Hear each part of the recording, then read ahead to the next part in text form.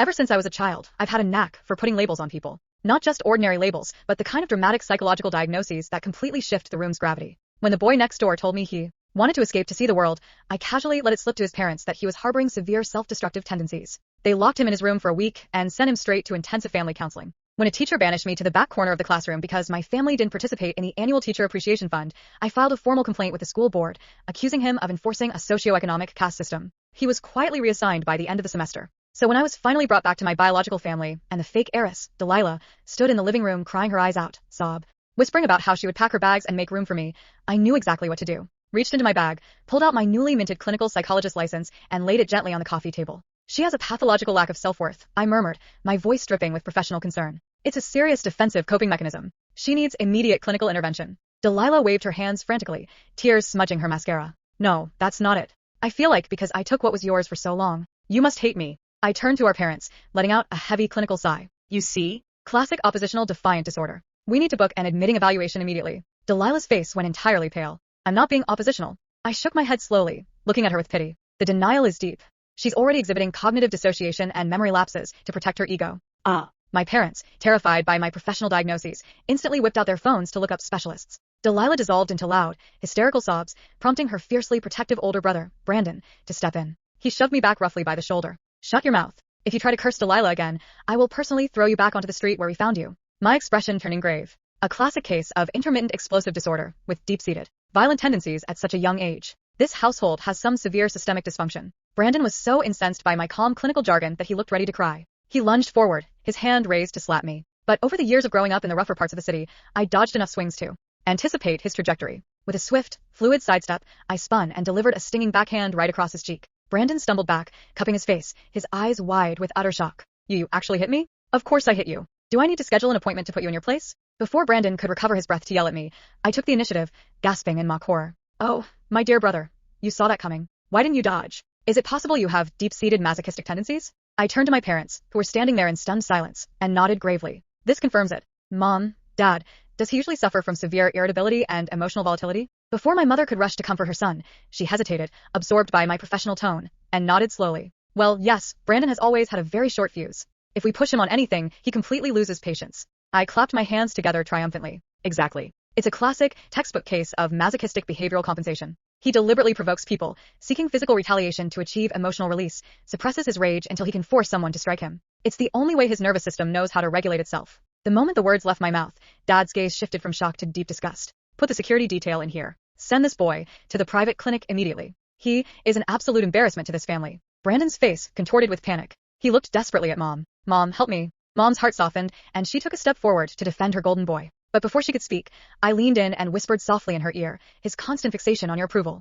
It points to a very severe, unresolved Oedipus complex. If you cuddle him now, you're only reinforcing his unhealthy psychological attachment to you. Mom recoiled as if stung. Her face pale, she took 3 hasty steps backward. Quick, get Brandon out of here. Call the clinic's transport team now. Brandon screamed and thrashed as our private security guards dragged him out the front door. Looking at Delilah's pale, trembling face, I gently patted Mom's hand to comfort her. I can't believe how much you and Dad have endured while I was gone. Don't worry now. Now that I'm back, I will personally handle the psychological healing of this family. My parents looked at me with tears in their eyes, filled with profound gratitude. Thank God you're a licensed psychologist, Cassidy. We would have never known how sick they both were. But things didn't stay quiet for long. Delilah couldn't resist putting on another performance. I had asked the chef to prepare a rich seafood bolognese for lunch. Halfway through the meal, Delilah suddenly gasped, pointing at her neck, where a faint pink rash was starting to bloom. Why is there seafood on the table? She cried out, her voice trembling. Mom, I'm breaking out. I'm so itchy. Mom panicked, instantly calling out to the housekeeper to fetch the medication. Delilah scratched at the few barely visible red spots on her arm, looking at me with tear-filled eyes. Cassidy, why are you doing this to me? I told everyone I have a severe shellfish allergy. Why was there seafood in my broth? Do you have any idea that this could actually kill me? Mom hurriedly handed Delilah her medication, giving me a pointed, disapproving look. Ever since Delilah's allergy had been diagnosed years ago, shellfish had been completely banned from the household menu. Before Mom could vocalize her frustration, I jumped up from my seat, rushing over to wrap Delilah in a tight, protective embrace. Oh, sweetheart, I am so incredibly sorry. It's entirely my fault. Mom and Dad never mentioned your allergy to me. They must have just wanted to make me feel welcome by letting me order my favorite food. Please don't blame them. Delilah shook her head, slipping out of my embrace and sinking to her knees on the dining room floor, weeping beautifully. Cassidy, if you want me gone, just say the word.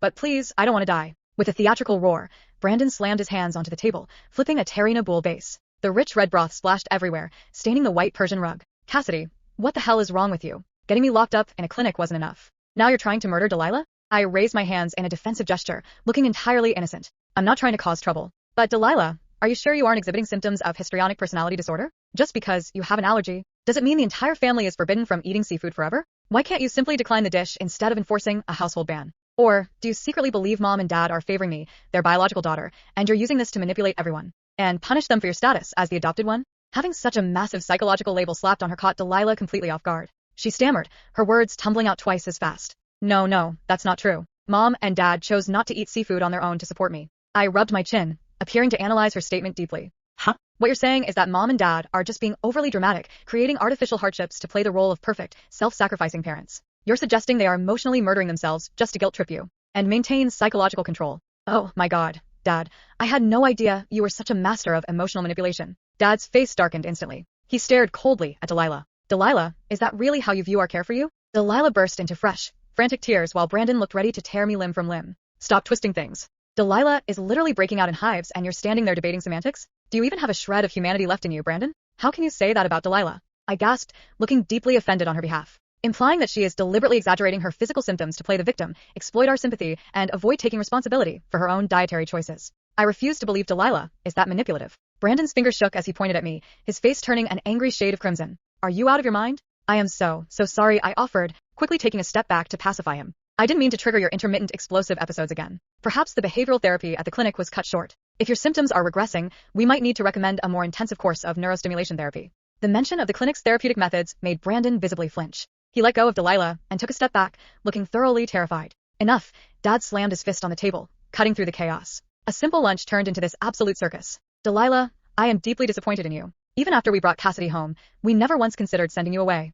I had no idea you harbored such resentment and viewed our parenting as a form of control. The lunch ended in a tense, silent disaster. As Brandon and Delilah left the dining room, the venomous glares they threw my way sent a small chill down my spine. I knew they wouldn't let this slide. The real storm was yet to come. Following my official introduction to high society, invitation cards for various upscale parties began piling up. On my vanity like a small mountain, I sorted through them carefully until I found the invitation from Tiffany Reynolds. This is the one, I murmured just the night before while passing by Delilah's bedroom. I had overheard Brandon plotting his revenge. Our entire social circle only recognizes you, Delilah, he had told her smugly. To everyone else, she's just some uncultured stray from the backwoods. I've set up a few things for tomorrow's party. We're going to ruin her. I had smiled to myself the moment I arrived at the Reynolds family estate. Before I could even find a seat, a full glass of Cabernet Sauvignon was accidentally splashed directly onto the bodice of my white chiffon gown. The fabric became instantly translucent, drawing amused whispers and stares from the surrounding guests. Brandon said we could treat this country girl however we wanted today, someone whispered nearby. The show is just getting started. I remained perfectly calm, offering only a polite, unfazed smile. Here, use this. They're always like this. Don't let them get to you. Let me help you clean up. A petite, innocent-looking girl stepped forward, offering me a soft hand towel with an expression of deep concern. I took the towel, holding it over my chest, and followed her out toward the quiet pool area behind the villa. I looked at her with a face full of vulnerable gratitude. Thank you so much. If you hadn't stepped in, I think I would have burst into tears. The girl, Tiffany, flashed a brilliant, reassuring smile. Why don't you take off the damp outer layer, so you can dry it off properly? I'll stand guard and block the view for you. Pretending to be completely oblivious, I nodded in realization. You're so right. Let me do that. As I unzipped the side of my dress, Tiffany quietly slipped behind me, her hands reaching out to shove me into the deep end of the pool. But before she could apply any pressure, I spun around and firmly gripped her wrists midair. Tiffany's face went pale, though she tried desperately to maintain her composure. What are you doing? I squeezed her hands gently, looking at her with wide, admiring eyes. You are literally my savior. I haven't even asked for your name yet. Frustrated, she wrenched her hands free. Tiffany, are you going to clean up or not? My time is limited. If you're going to stall, I'm leaving. I let out a soft, sharp gasp, my brow furrowing with sudden concern. You're Tiffany, but you're so incredibly sweet. Why would Delilah say those horrible things about you? Actually, never mind. I shouldn't say anything. Tiffany's eyes widened instantly. She grabbed my arm with surprising strength. What do you mean? Finish your sentence. What has Delilah been saying about me, behind my back? I shrank back slightly, looking intimidated. I shouldn't have brought it up. I'm sure it was just a misunderstanding. Tiffany's face flushed red with anger as she gripped my shoulders. Tell me, did that little hypocrite talk trash about me? I'm sure she didn't mean it maliciously. I stammered nervously. She just mentioned that you weren't particularly attractive, and that you were desperately throwing yourself at Brandon. She called you a pathetic. Our family would never accept someone like you. Tiffany's temper flared instantly. I knew it. I knew that fake bitch looked down on me. Let me tell you something, Cassidy, they set this whole thing up to humiliate you. Today there's a bet going on inside. The stake is a brand new Ferrari, and whoever pushes you into the pool first wins. She pointed toward the dark water. They've set up waterproof cameras in the pool to capture you soaking wet and exposed. Meanwhile, back inside the villa, Delilah had grown impatient waiting for Tiffany to report back. She walked out to the pool deck, muttering under her breath, "Is Tiffany completely useless? Why hasn't she texted me yet?" As soon as she neared the edge of the water, I stepped out from the shadows and delivered a swift, firm kick directly to her backside, sending her flying into the deep end. Before she could scream for help, a young man who had been waiting in the dark water to catch me lunged forward, wrapping his arms around her and muffling her face to keep the prank quiet. "Help me!" Within 10 minutes, word had spread through the villa that the prank had been executed. The wealthy heirs and socialites poured out onto the dark patio, eager to witness my humiliation. The pool area was unlit, but the sound of heavy splashing and muffled gasps echoed clearly in the dark. "Worked." "Turn on the floodlights," someone yelled eagerly. I want to see the look on her face. She must look like a drowned rat. The powerful stadium-grade floodlights around the pool snapped on all at once, illuminating the water in a brilliant, harsh glow. The laughter died instantly, replaced by a chorus of shocked gasps and screams. "Delilah! Oh my God, it's Delilah!" The floodlights turned the entire pool area into a stage. Delilah surfaced coughing, her carefully styled hair plastered across her face. Her designer dress clung to her body, ruined beyond recognition. For several seconds nobody moved. Then Tiffany screamed, "Delilah!" She rushed forward, but I caught her arm. "Careful," I said, staring at the pool. She might still be experiencing hypothermic shock. Tiffany froze. Behind us, someone whispered, "Wait, where's Cassidy?" Another voice answered shakily. She was supposed to be the one in the pool. Every head turned toward me. I stood beside the pool completely dry, holding the towel Tiffany had given me earlier. Brandon's expression changed first. He looked from me to Delilah, then toward the hidden cameras mounted around the pool. "Turn those off," he barked. Nobody listened. The first camera had already begun broadcasting onto the giant television inside the villa. The entire party watched as the recording played. There was Tiffany leading me toward the pool. There was Tiffany reaching for my shoulders. There was me catching her wrists. Then came the conversation. Every single word, including the part where Tiffany admitted there was a Ferrari riding on whoever pushed me into the pool. The room erupted. "You've got to be kidding me. They were actually going to film her? That's insane. Whose idea was this?" Delilah staggered out of the pool, shivering violently. "This isn't what happened." I looked at her sympathetically. "Oh, Delilah." She glared at me. "Don't you dare." I tilted my head. "You're displaying severe defensive aggression again." "Shut up." Several guests snickered. Brandon stepped between us. "Cassidy, enough." I looked at him. "Your sister was just involved in a public humiliation scheme involving hidden cameras, and somehow I'm the problem?" "She didn't know about it." Tiffany immediately shouted. "That's a lie." Everyone looked at her. Tiffany's face twisted with panic. "I mean, as she knew about the bet." Delilah stared at her in disbelief. "You were supposed to be my friend." Tiffany laughed bitterly. "Friend? You promised me a Ferrari if I got her into that pool." A collective gasp rolled through the crowd. Brandon's face turned white. He looked at Delilah. "Tell me she's lying." Delilah opened her mouth. Nothing came out. I folded my arms. "Well, this is fascinating." One of the older socialites stepped forward. "Cassidy, you knew this was coming?" I smiled. "I suspected something." "Then why did you come?" I glanced at Delilah dripping in the middle of the patio. "Because I wanted to see how creative they could get." That answer stunned everyone. I walked over and crouched beside the pool. "Delilah, give me your hand." She stared at me suspiciously. "Why?" "Because you're shaking." For one brief second, she looked confused. Then she reached toward me. I grabbed her wrist and pulled her firmly out of the water. She stumbled onto the pool deck. "Thank you," she whispered. I smiled. "You're welcome." Brandon looked relieved. Then I added, "I wouldn't want you catching pneumonia before your psychological evaluation." His relief disappeared. The guests burst into laughter. Brandon looked ready to explode. I pointed at him. "Careful. Your facial muscles are tightening again." "Cassidy." He charged toward me. 3 security guards immediately stepped between us.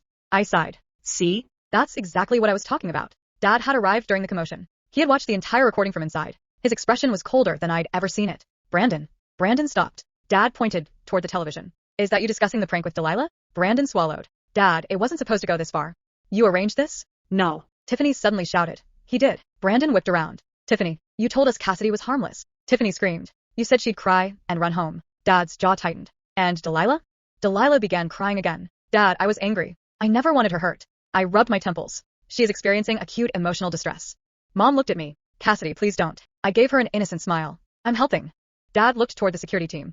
"Pull every recording from tonight." Delilah's face went pale. "Dad, I want every camera."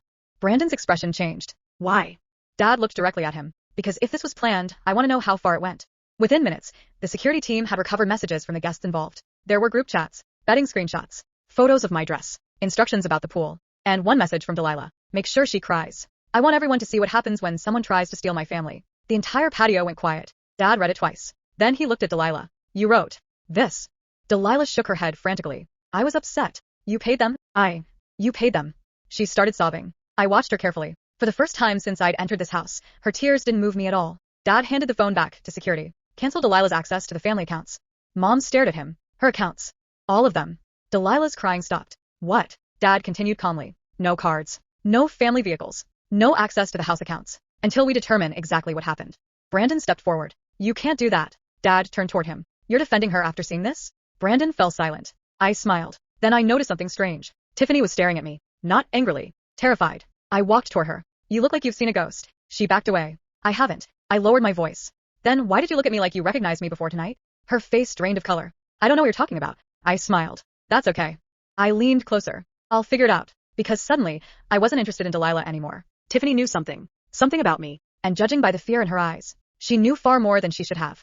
The next morning, the entire incident exploded across the city. Someone had leaked the party footage. By breakfast, everyone had seen Delilah flying into the pool. The comments were brutal. Fake heiress exposed. She tried to humiliate the biological daughter? Who even does this? Delilah's social reputation collapsed overnight. But she wasn't my biggest problem. Tiffany was. I found her waiting outside the family estate before sunrise. She looked exhausted. I need to tell you something. Go ahead. She glanced around. Delilah isn't the person you should be worried about. I raised an eyebrow. Then who? Tiffany swallowed. Your biological parents didn't find you by accident.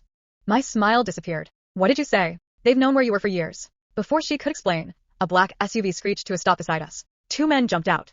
Tiffany screamed. One grabbed her. I immediately reached into my bag and activated the emergency alarm I'd started carrying after coming home. The deafening siren sent the men scrambling. Security came running. One attacker escaped. The other wasn't so lucky. Within minutes, he was on the ground surrounded by guards. Dad rushed outside. What happened? I stared at him. Tiffany was attacked outside our house. His face changed. Then I pointed at the captured man. And I think you know him. Dad froze. The man's pocket was searched. A phone fell out. Security unlocked it. The last message he'd received was only 3 words. Get Cassidy tonight. My mother covered her mouth. Brandon stepped closer. Who sent it? I looked at Dad. He didn't answer. That was answer enough. I picked up the phone. Dad. He finally looked at me. Tell me why someone wants me kidnapped. He remained silent. Then, the captured man laughed. You really don't remember? My stomach tightened. Remember what? He stared directly at me. Your real family. The room went dead quiet. Dad's face turned completely pale. And then the man said the one thing that made my blood run cold. You weren't abandoned, Cassidy. He smiled. You were hidden. I stared at the man. What does that mean? He laughed. Ask your father. Dad's face had gone ghostly. I turned toward him. Dad. He closed his eyes. Then he whispered. Cassidy was never supposed to come home. Mom gasped. What are you saying? Dad looked at me. Your birth wasn't an accident. You were born into a family that had enemies. When you were 3, someone tried to take you. And you hid me? We sent you away. My stomach dropped. Why didn't you ever come looking? Dad hesitated. Because every time we got close, someone died. The captured man suddenly laughed again. He's lying. Dad snapped. Shut up. The man looked at me. Your parents didn't hide you to protect you. He grinned. They hid you because you were the reason people were dying. Before I could respond, every light in the mansion went out. A gunshot cracked through the darkness. Mom screamed. Security rushed toward us. When the emergency lights flickered back on, the captured man was dead. And carved into the wall behind him were 6 words. She remembers everything soon. I stared at the message. Then Tiffany whispered behind me. Cassidy. I turned. She was crying. I know who you really are. She pointed toward the mansion. And Delilah does too. I looked through the glass doors. Delilah was standing there, smiling. For the first time, there wasn't a trace of fear on her face. She mouthed 4 words. Welcome back, sister. My blood ran cold. Because I suddenly remembered something from childhood. A little girl. A locked basement. And Delilah standing outside the door, holding the key. I stared at Delilah. Then I laughed. That was the moment I realized the entire kidnapping story was nonsense. There was no secret evil birth family. No mysterious childhood curse. No reason people were dying because of me. Delilah had simply panicked after realizing she was about to lose everything. I turned to Dad. Tell them the truth. Dad's shoulders dropped. He admitted everything. He and Mom had found out years ago that Delilah wasn't their biological daughter. They had kept it secret because they loved her and were terrified of losing her. When they discovered me, they brought me home hoping both daughters could live together. Delilah couldn't accept it. She'd been manipulating everyone ever since. The pool prank, the fake allergy incident, the rumors, even the kidnapping attempt. She had paid someone to scare me into leaving the family. Brandon had helped her. Tiffany had eventually turned on them because Delilah refused to pay her. That was it. No secret conspiracy. Just 2 spoiled people terrified of losing their comfortable lives. Dad looked at Delilah. It's over. She dropped to her knees. Dad, please. He shook his head. You weren't losing this family. You destroyed your place in it yourself. Mom cried, but she didn't defend her anymore. Brandon was removed from the family business that same afternoon. Delilah's access to the family fortune was frozen pending an investigation. And the party guests who had participated in humiliating me were forced to publicly apologize after the footage was released. Tiffany was the only one I forgave. She had exposed everyone when she realized how far things had gone. As for me, I stayed. I wasn't going to let Delilah chase me out of my own home. A week later, I walked into the family dining room and found my parents waiting for me. Dad pushed a folder across the table. What is this? The company. I stared at him. You're giving me shares? 30%. I smiled. That's excessive. Dad laughed. After everything you've done to keep this family from falling apart, I'd say it's deserved. Mom reached across the table and squeezed my hand. We're glad you're home, Cassidy. I looked around the room. For months, everyone had been trying to convince me that I didn't belong. Now the entire family had learned the opposite. I picked up my coffee. So, does anyone else here need a psychological evaluation? Dad burst out laughing. Mom covered her face. And from somewhere outside the dining room came Brandon's furious voice. Stop diagnosing everyone. I grinned. See? He's making progress. And that was how my return to my biological family ended. I didn't steal Delilah's life. I didn't destroy her. I simply stopped protecting her from the consequences of her own choices. She wanted everyone to believe I was the problem. In the end, she gave everyone enough evidence to prove herself wrong.